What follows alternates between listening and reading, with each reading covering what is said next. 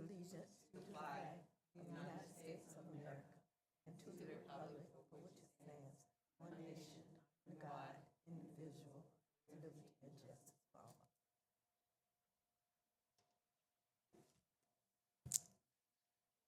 Now we will have a moment of silence if you choose to.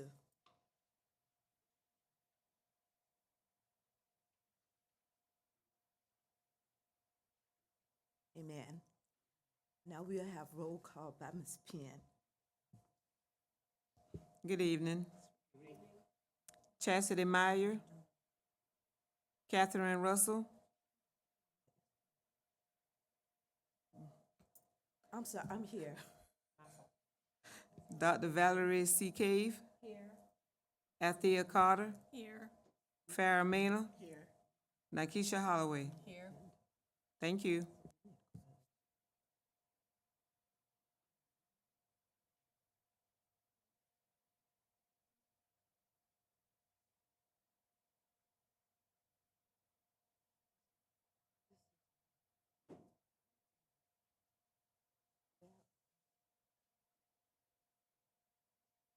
Y'all just give us one moment.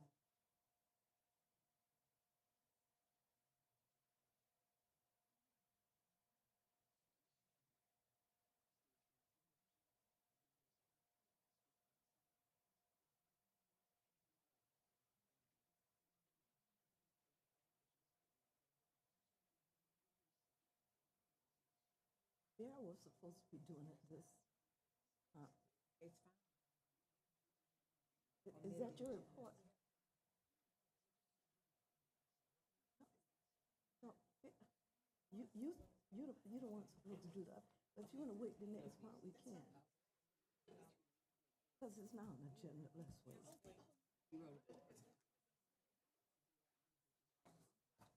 So sorry for that interruption.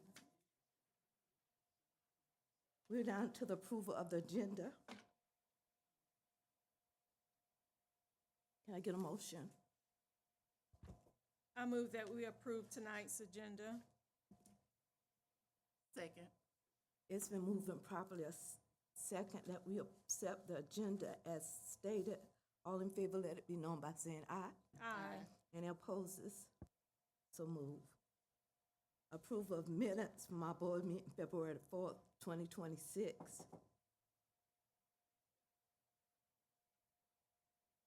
Can I get a motion? I move that we approve the minutes from the board meeting February 4th, 2026. Second. It's been moved and properly second that we approve the board meeting minutes for February the 4th. All in favor, let it be known by saying aye. Aye. Any opposes? So move.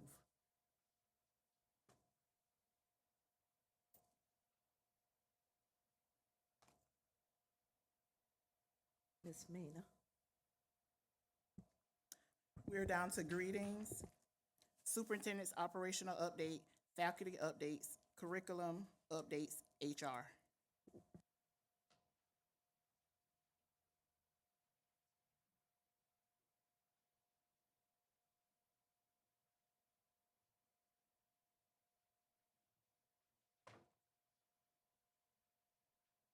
All right, Good evening, Board of Trustees. It's my pleasure to be able to be here this evening. Good evening to everyone in the audience and everyone that's watching by Facebook or YouTube Live. I'll be very brief. I'd like to start with our operational update.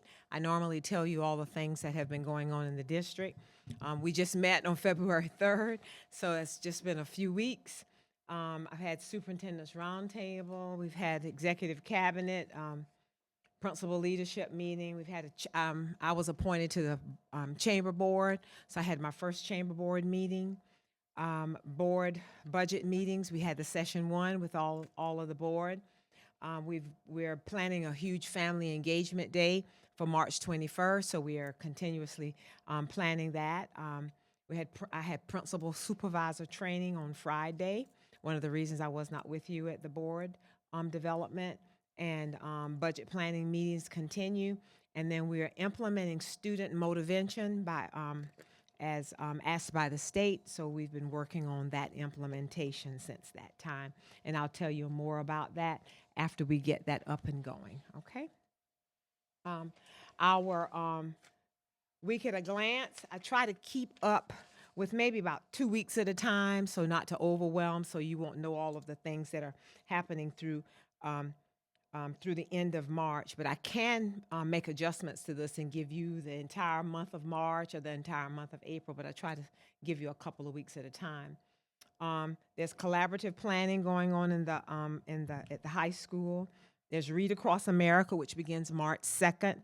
Now, I believe that the elementary school is having theirs on a specific day, which I believe is March 5th. They're having their Community Read Day. USC Salk Parent Night is going to be March 4th at 5:30. Today, our 3rd and 4th grade students went on a field trip to the South Carolina Aquarium. We delayed our dismissal just a little while so that those children could safely get back and everybody could get home. We invite you to the Black History program tomorrow morning. I believe it begins at 9 o'clock. And it's in the Allendale Fairfax Elementary School gymnasium, right? Have lots of things planned for you at that time. The 5th grade will be going to the South Carolina Aquarium on the 25th. Then we have NAEP testing. You know, every year the state selects schools that will do NAEP, and it gives us a good measurement of where we are in reading. So our students will be taking that on the 25th. Only 4th grade takes that test because it's comparable across the United States of America. School leadership team meeting is on the 26th at Fairfax Elementary School. They're having a PBIS celebration, Movie Under the Stars, and that's February 27th. What time is that, Miss? It's at 1 o'clock. And then we invite you to another Black History program on the 26th at the high school, and that's at 10 a.m. Pi Day is on March 13th. The students will be doing all kind of activities that are related to the numerical representation for pi. And then early dismissal we have on March 23rd. And then Superintendent Seal Conference is on the 26th. Okay. All right. Any questions about some of the things that are going on in the schools? All right. Okay. I'll provide another update the end of next week so that you can see the other things that are going on for the rest of the month of March. All right. So Allendale's Impact is next, and Dr. Scott will do the curriculum and give you some information about where we are. Good evening again. Going over Allendale's Impact update. This is our curriculum and instruction updates. We just finished our intersession, which was this past week. As you can see the numbers, we had 73 elementary, over 30 middle, and over 20 high school students. So a little over about 120 students, plus we had 46 students that practiced with the band during that time as well. That was to go over remediation, acceleration, and enrichment activities. So students that were behind were required to come. We did have some students that were voluntarily here as well for intersession. Also, we will be starting our Saturday Impact School. So Saturday school will start hopefully next week. We're waiting for approval on a grant that we modified. So if that's approved, we'll start that this Saturday. Students can come from 9 to 12. Again, almost similar to intercession, where they can come for remediation, acceleration, or tutorial service with math and any other subject, or attendance recovery as well. We're still offering our professional development on Tuesdays and Thursdays for teachers. Teachers have been taking advantage of that. Ms. Davis just did a iReady session with a group of teachers, and I know we have some MTSS professional development, but that's voluntary professional development for teachers that want to come in to get additional support. Our Aspire Academy is underway, so we're steady making tweaks to it, but that's the academy that's at the Fairfax Elementary School, where we have 6 through 12. Also, students that, as an alternative to suspension, they can come to the Aspire Academy as well and serve their time versus being at home. And then our progress monitoring and our calibration walks. That's how we're ensuring that schools are on progress to meet their report card grade. So Dr. Cave sets those progress monitor meeting. We'll have one on Wednesday and the other two next week. But we doing those more frequently, every 3 weeks now. And then our calibration walks are still monthly, where we go in and actually see the instruction that's going on and provide feedback to staff members. That's all of my updates. Any questions? Yes, how many students do you have in the Aspire Academy right now? Right now, we have 32. And you said it's an option for the students who are suspended to come? Yes, ma'am. It's voluntary for those 32. I think we only have about 3 that's required due to an expulsion. But if a principal wants to put them at Aspire, middle and high school only, they can go there. We're requiring them to go there versus being at home. Okay, Yes, ma'am. thank you.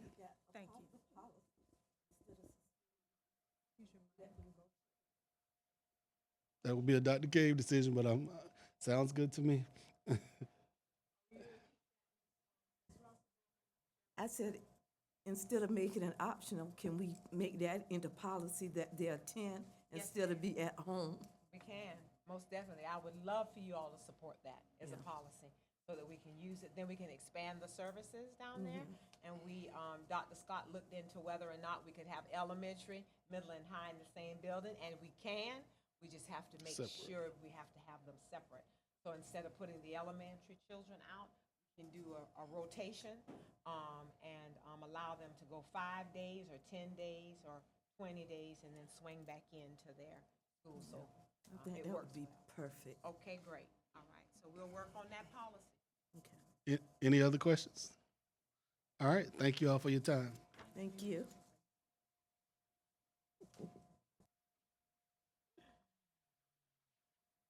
Okay. Next is Dr. Miller with our vacancies and our HR report. Dr. Miller?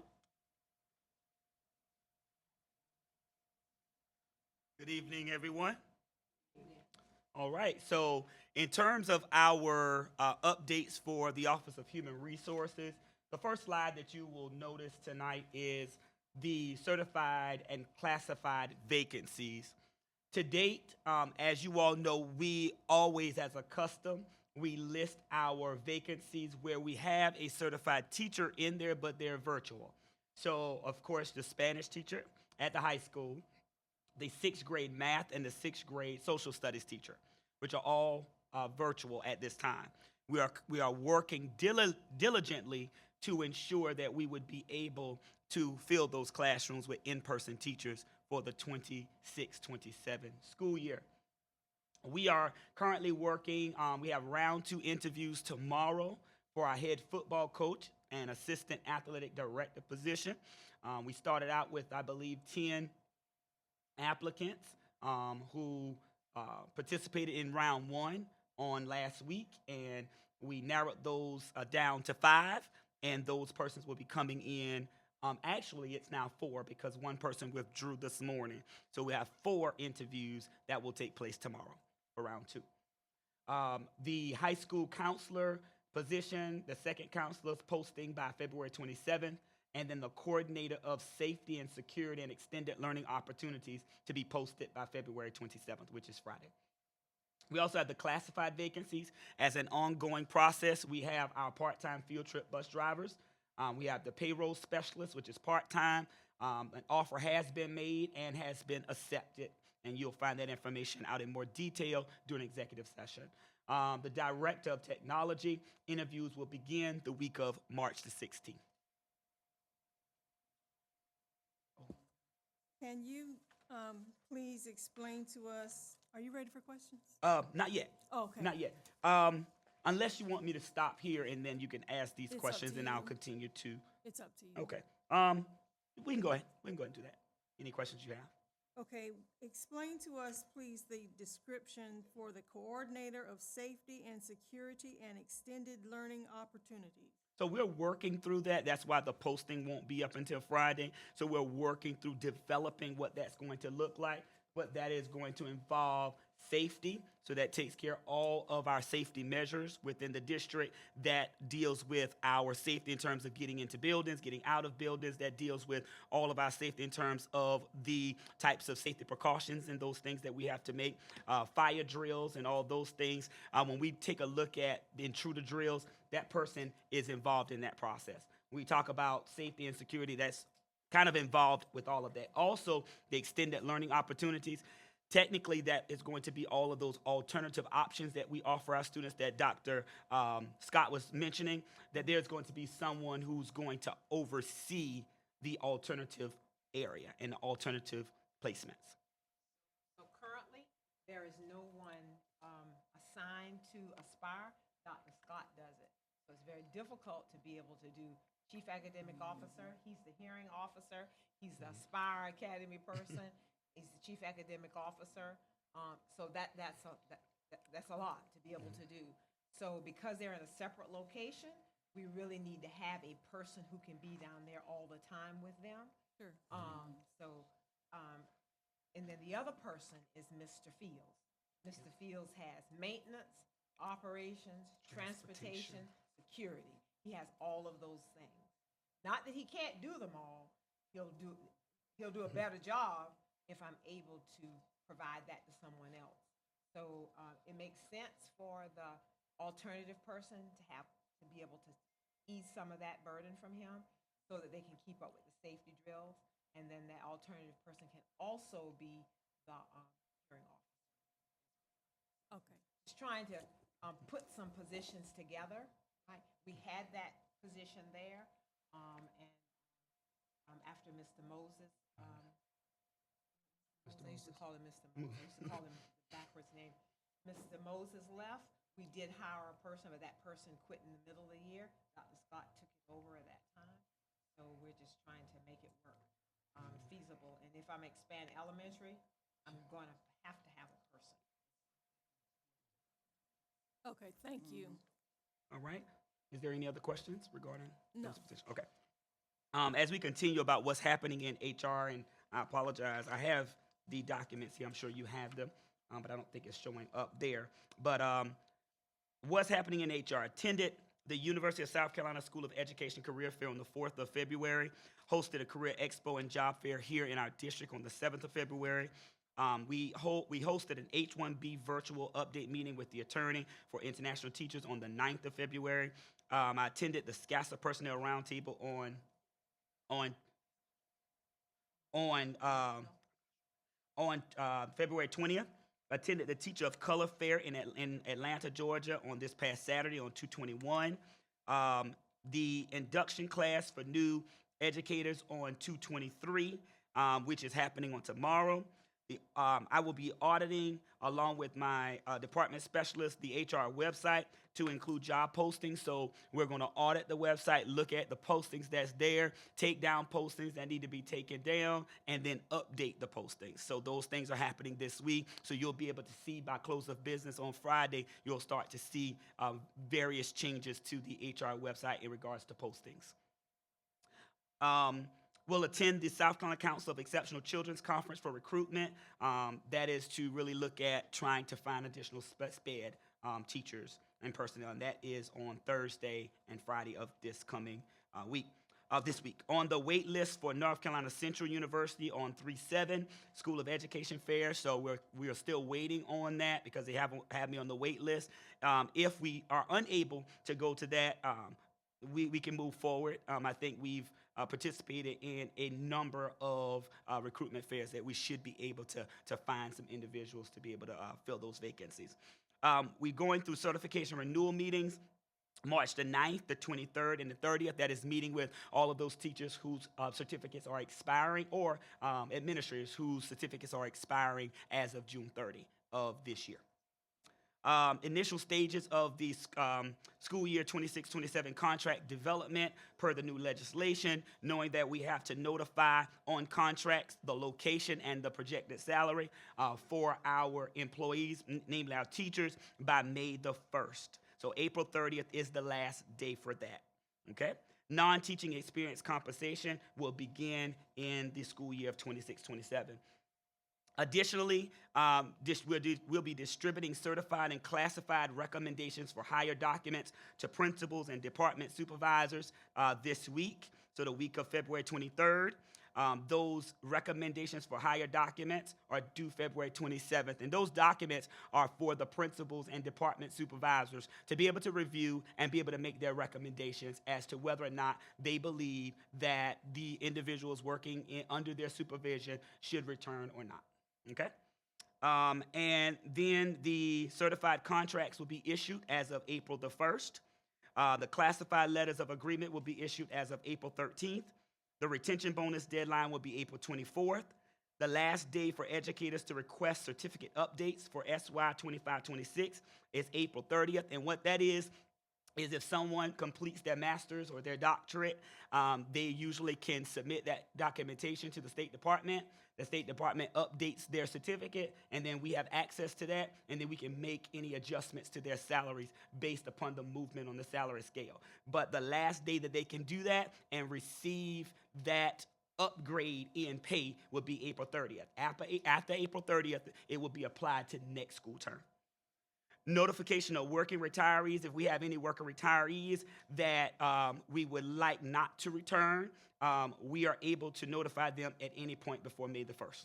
We can notify them after, but it's definitely the district's preference for those individuals. Last day for submission of contracts and letters of agreement is May the 10th. So regardless of whether or not we submitted and distributed letters of intent, and regardless of whether individuals have made the intent to stay, by legislation and by law, they have until May 10th to make a final decision. And that is my report. And it was the upgrade to the certificate. Since we're in the middle of budget season, you said that they have until April 24th to make the upgrade to their certificate, or else it will go to 26-27. Okay, is this for current? I just want the board. Yes, so that is those things, like if someone has gotten a doctorate or they got a master's degree, if they complete it now, let's say if they complete it tomorrow and they get the transcripts, they upload it, and the State Department actually reviews it. If they make that change now, let's say March 1st, and we get access to it, then we have the ability to be able to then adjust their salary on the salary scale based upon where they move. So if they move from bachelor's, they'll go from bachelor's to master's on that salary scale. But if they complete it, let's say April 15th, but they don't get everything uploaded and everything's not approved by the state until May 1st or May 5th, then we would not be able to do it. We would have to wait until next school term, SY 26-27. Yes, ma'am.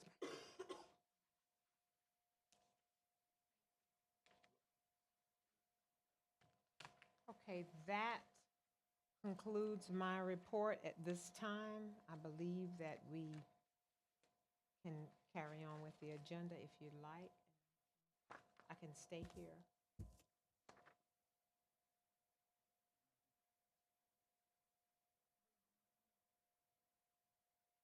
Have any more questions? No. All right. Okay, now we'll have the monthly financial report from Ms. LaShonda Jackson, Director of Finance, where there's action required, and then the audit report from McGregor and Company.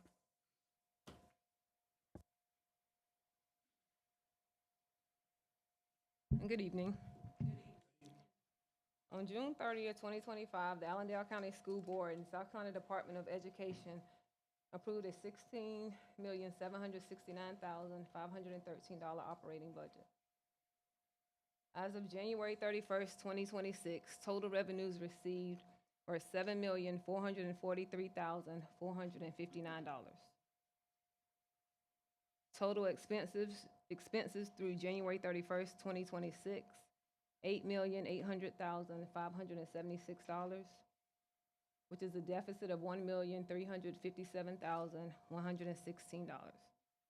Since last month's report, our deficit has decreased due to the continued tax payments from the county that continue to be processed and remitted. We will have our next budget workshop March 16th, 2026 at 6:00 p.m. at the district office. Any questions?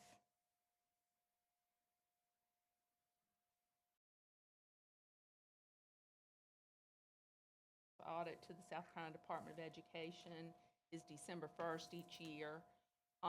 We did upload a draft, which is what they required this year, but they actually did not require the final audit to be uploaded until January 9th because we have to have an OMB compliance supplement and also the South Carolina Department of Education's audit guide that gives us certain compliance requirements that we have to follow.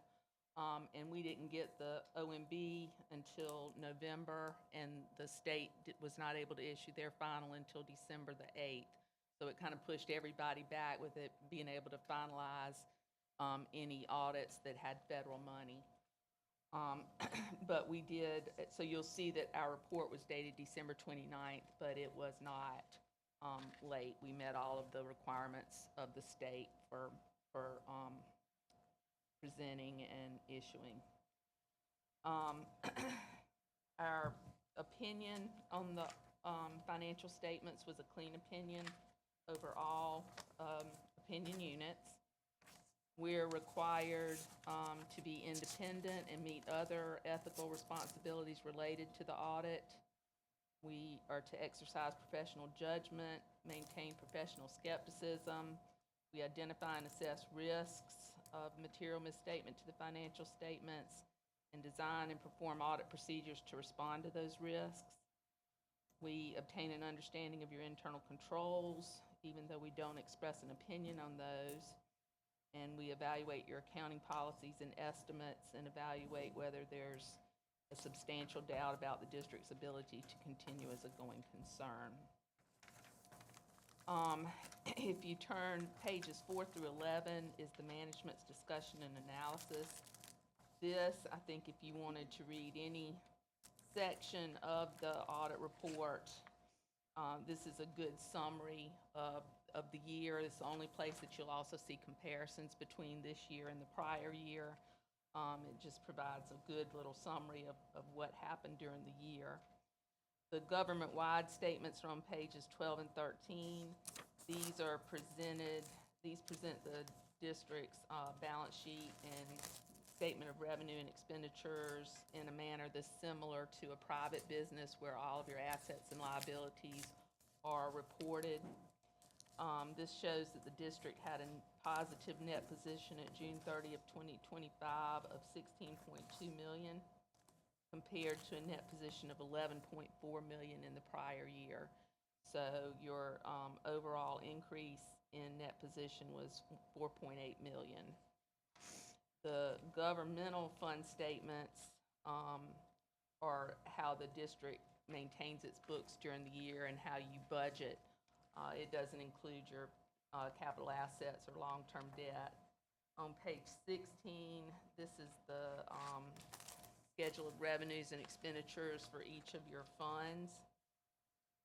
The general fund shows no net change in fund balance for the year, retaining its previous fund balance of $14.9 million.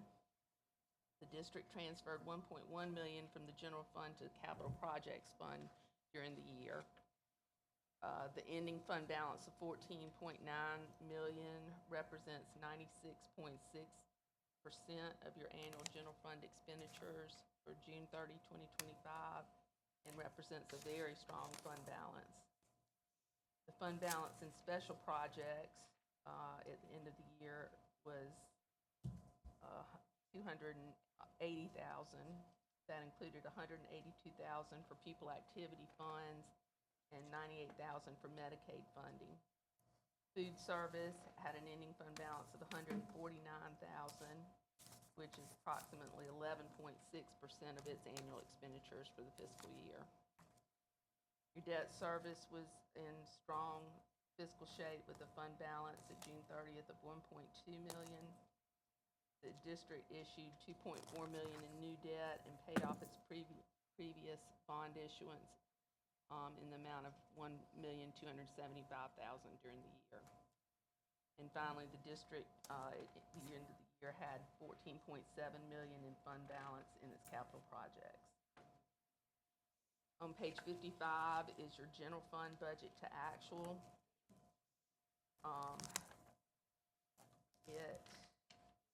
Revenues in total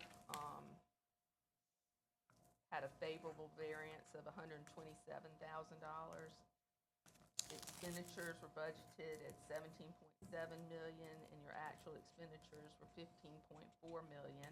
That resulted in a favorable variance of $2.3 million. Operating transfers were budgeted to net $846,000 net transfers in. Your actual, because of the money moved to the capital projects, was a net transfer out of $157,000. And overall, the district's anticipated deficit for the year was $1.4 million, but with the excess transfer to capital projects, the fund balance did not change from the previous year. Federal awards are on pages 79 and 80. The district expended $6.9 million in federal funds during the year compared to $6.5 million in the previous year. Your federal funding has remained fairly consistent over the past 3 years. Based on various criteria, including the size of the grant and the potential risk, we determine federal programs annually to be tested for internal controls over compliance and also for compliance requirements with applicable grantor requirements. We tested IDEA and Stop School Violence as major programs for the fiscal year 2025, and those totaled $1.6 million of the $6.9 million expended. We did note 3 findings that were related to the financial statements. We did not have any findings related to federal programs. Those start on page 88. The first one relates to material audit adjustments. If once the trial balance is presented to us for audit, if we find anything that makes a material difference in your bottom line, we're required by auditing standards to consider that a finding because we found it and you didn't.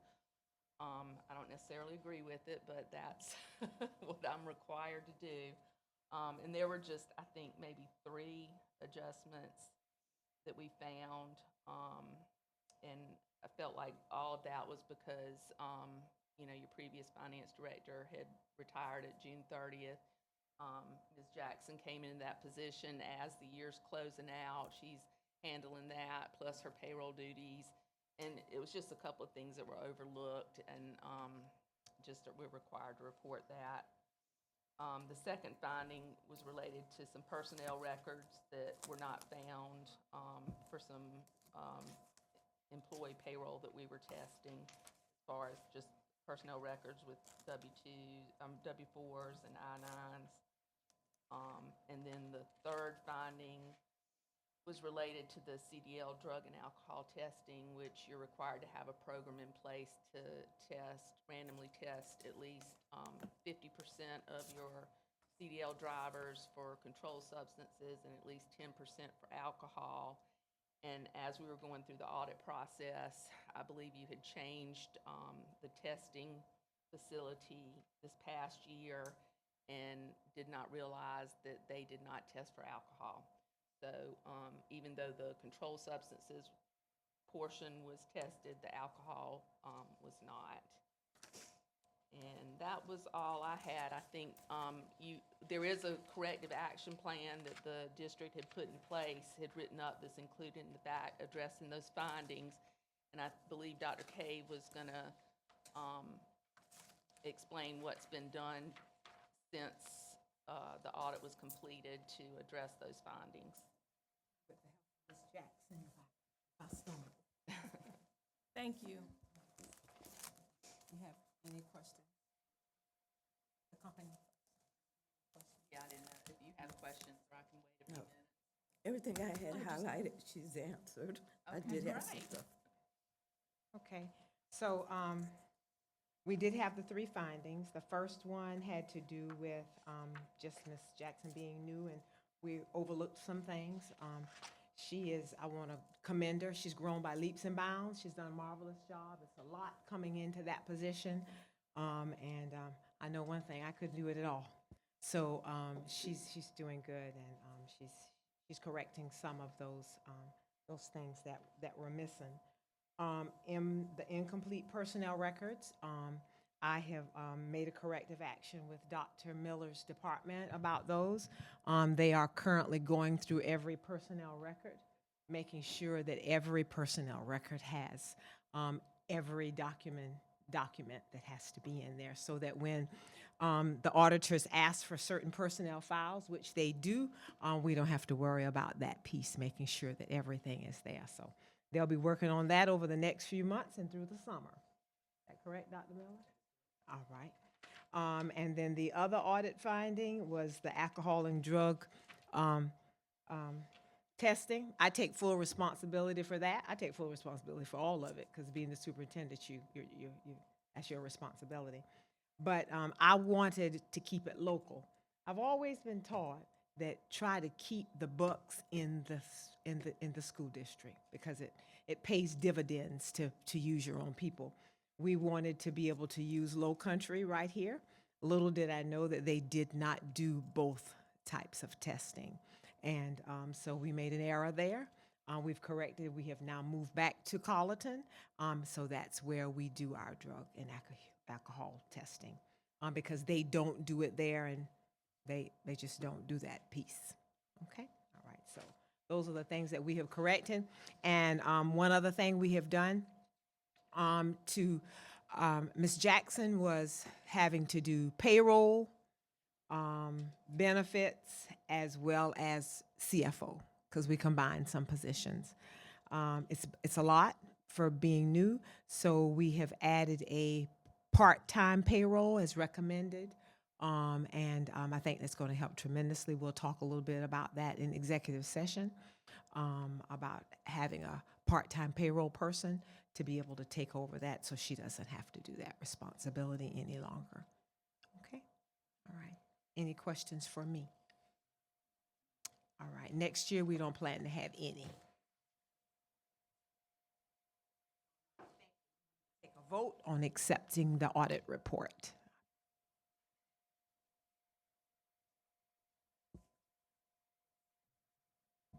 Can I get a motion to accept the audit report? I move that we accept the audit report for the year ended June 30th, 2025, as presented tonight. It's been moving properly. Second, that we accept our audit report. All in favor, let it be known by saying aye. Aye. Any opposed? So moved. Thank you, Dr. Cave. Thank you.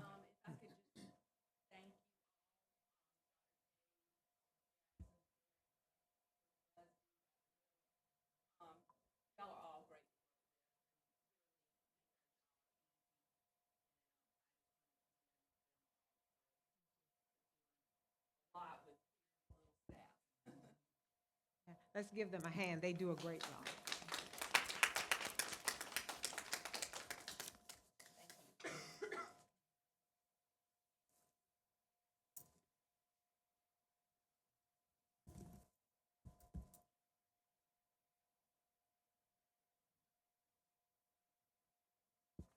Okay, we're now down to recognitions.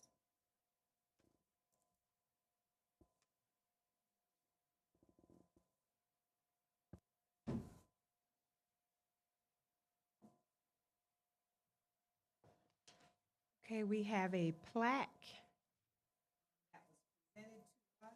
I want to make sure I recognize the school. So this was presented to our middle school, and I'll read it. It's from the South Carolina Governor's School for Science and Mathematics.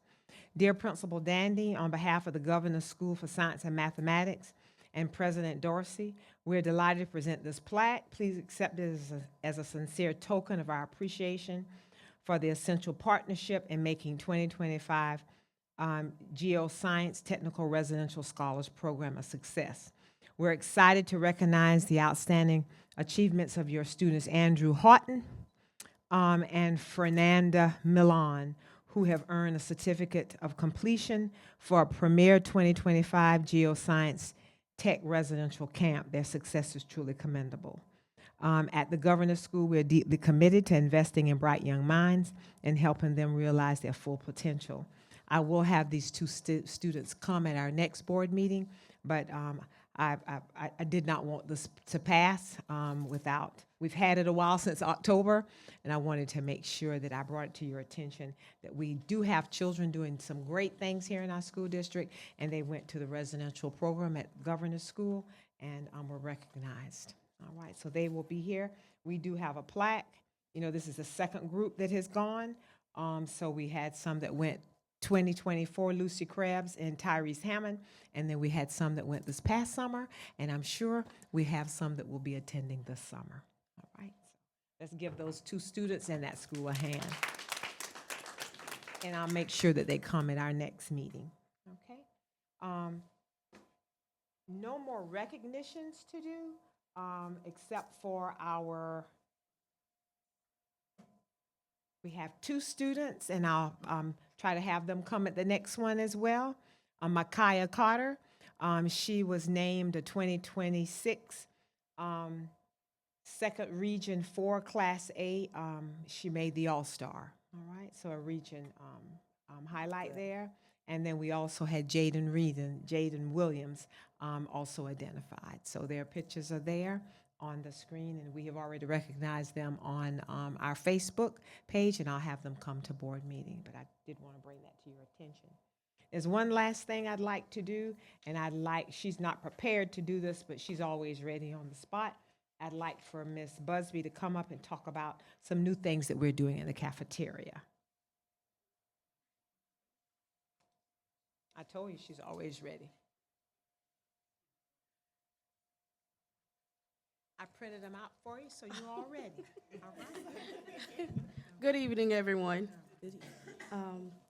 The ice cream sales that we are launching at Allendale Fairfax Elementary is something that we did when I was a kid, and I felt like we should bring it back for the children here. And so what we have done is I've partnered with J&R Ice Cream, and they will be providing the inventory for us. And we will start serving ice cream, selling ice cream on Wednesday, February 25th. And so what we've done is I've also pushed and begged to allow parents to be able to upload funds, as well as staff to upload funds to their account at home. And that means that you can actually use your debit card to upload funds. It is a charge for it, the same way you would be charged if you use an ATM machine. But it's a lot of convenience for the people that purchase from us every day.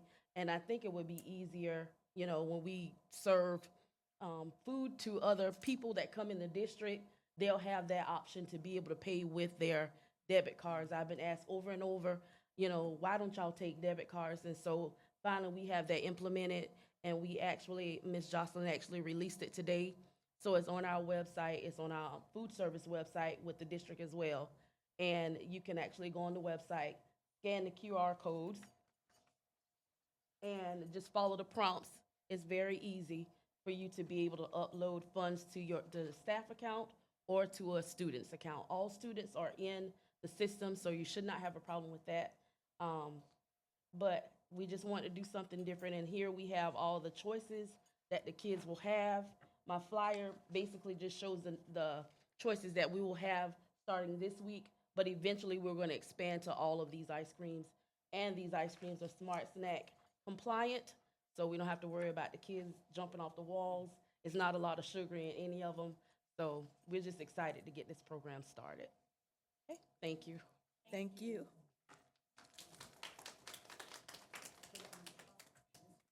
I just wanted her to talk to you about that, because not only are we trying to improve academics, but we're also trying to provide as many choices for children as possible so they love school. You know, we have the Tiger Bites Cafe, where she serves breakfast on Fridays. You can come in and buy breakfast on Friday morning. It's going really well. I know the district office, everybody orders breakfast. So it's just making school what school should be for children and also for the adults. Okay? All right. That concludes my report tonight. Do you have any questions for me? All right, executive session, I think it's next. It is. Again, thank you all for coming, taking time out of your busy schedule to come join us tonight. At this time, we're going to go into executive session for personnel updates, retirement, resignation, termination, hiring, transfer, and also to discuss a negotiation incident to propose contractual arrangement. You're all welcome to stay until we come back out. If not, have a safe trip home. Good night.